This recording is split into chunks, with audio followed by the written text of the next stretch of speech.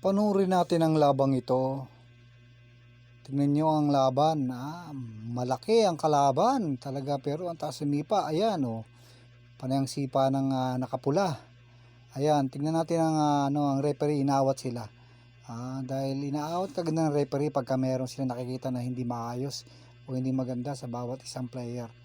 Ayan, maaaring inayos ang kanyang suot na na vest, kaya nawala sandali lang. Ayan, ngunit ipagpapatuloy pa rin nila ang laban. Ayan, tingnan nyo, pinangaralan pa ng kanyang coach ang kanyang player.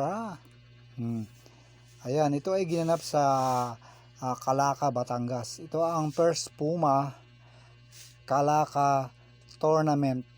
Ayan, dito sa Batangas. Ayan, tingnan nyo. Ayan. Ayan naman, ito na ang referee. Magdesisyon naman ang referee kung ano ang dapat. Ayan,